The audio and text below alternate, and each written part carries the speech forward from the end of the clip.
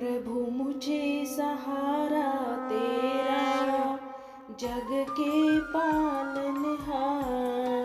कार्तिक मास महात्म्य की कथा करूं विस्तार। हरे कृष्णा। प्रेम से सभी बोलिए राधे राधे। कार्तिक मास महात्म्य का 5वां अध्याय। राजा पृथु बोले, हे नारद जी, आपने कार्तिक मास में स्नान का फल कहा, अब अन्य मासों में विधि पूर्वक स्नान करने की विधि, नियम और उद्यापन की विधि भी बतलाइए।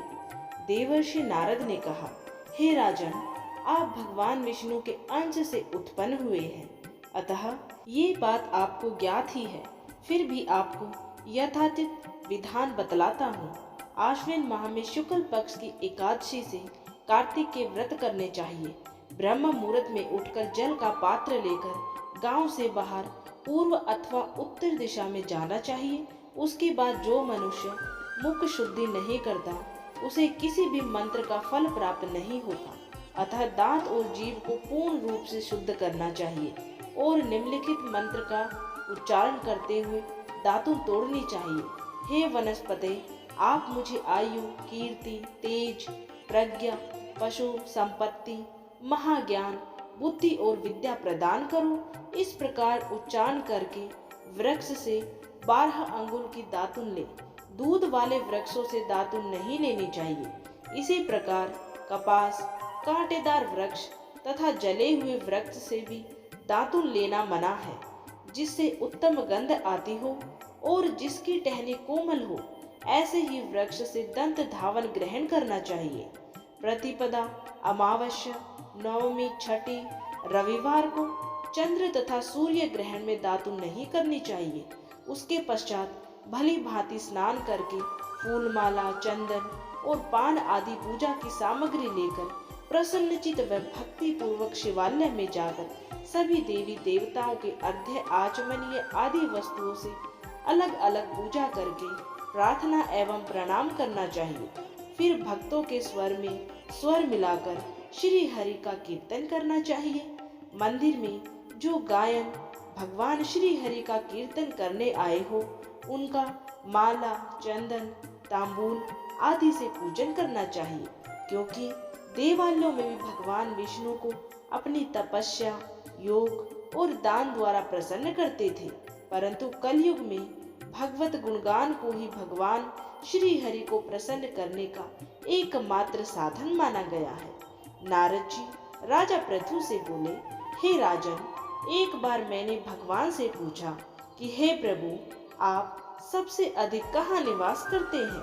इसका उत्तर देते हुए भगवान ने कहा, हे नारद, मैं वैकुंठ या योगियों के हृदय में ही निवास नहीं करता, अपितु जहाँ मेरे भक्त मेरा कीर्तन करते हैं, मैं वहाँ अवश्य निवास करता हूँ। जो मनुष्य चंदन, माला आदि से मेरे भक्तों का पूजन करते हैं, उनसे मेरी ऐसी प्रीति होती है जैसे कि मेरे पूजन से भी नहीं होती।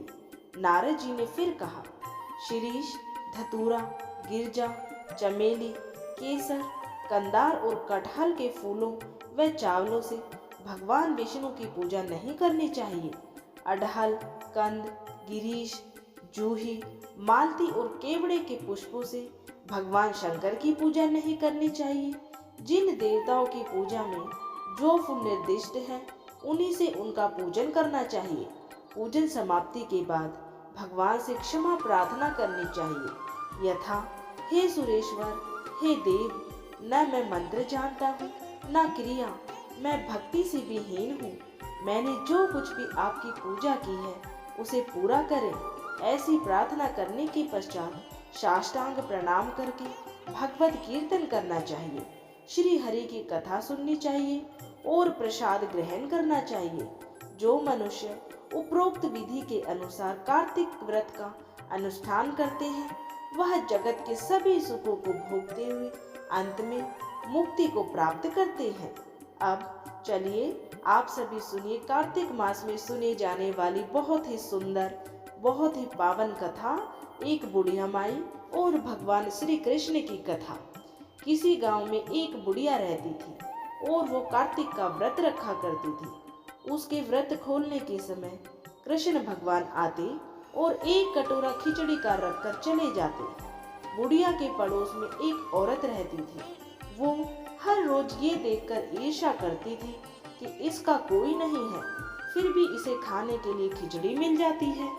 एक दिन कार्तिक महीने का स्नान करने बुढ़िया माई गंगा जी चली गई। पीछे से कृष्ण भगवान आए और उसकी खिचड़ी का कटोरा रख के चले गए। पड़ोसन ने जब देखा कि खिचड़ी का कटोरा रखा है और देखा कि बुढ़िया नहीं है, तब वह कटोरा उठाकर घर के पिछवाड़े फेंक आई। कार्तिक स्नान के बाद जब बुढ़िया माई घर आई तो उसे खिचड़ी का कटोरा ना मिला और वो भूखी ही रह गई। बार बार एक ही बात कहती कि कहाँ गई मेरी खिचड़ी और कहाँ गया मेरी खिचड़ी का कटोरा। दूसरी ओर पड़ोसन ने जहाँ खिचड़ी गिराई थी वहाँ एक पौधा उगा जिसमें 2 फूल खिले। तो एक दिन राजा उस ओर से निकला और उसकी नजर उन दोनों फूलों पर पड़ी और वह उन्हें तोड़कर घर ले आया।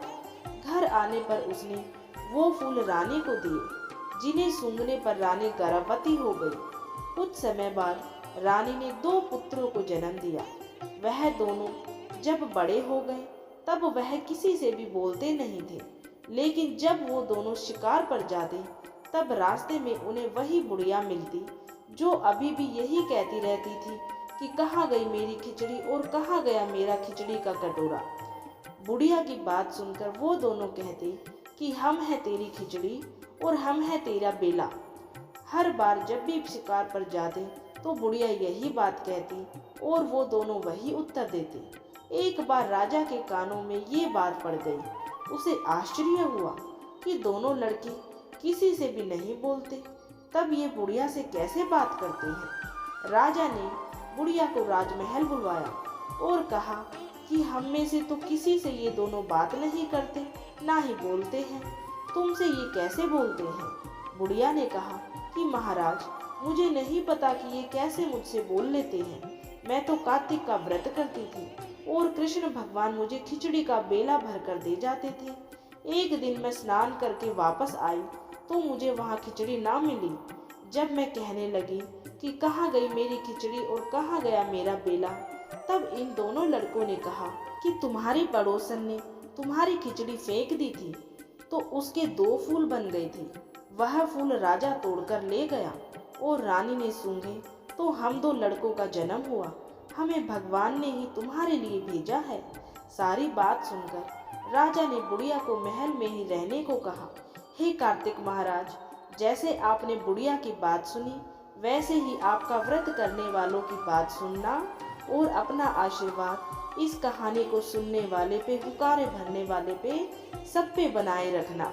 हे प्रभु, हे कृष्ण जी भगवान जी, जो आपकी इस कथा को लाइक करें, सुने और कमेंट में जय श्री हरि कृष्ण राधे राधे लिखे, उसकी सब मनोकामनाएं पूर्ण करना।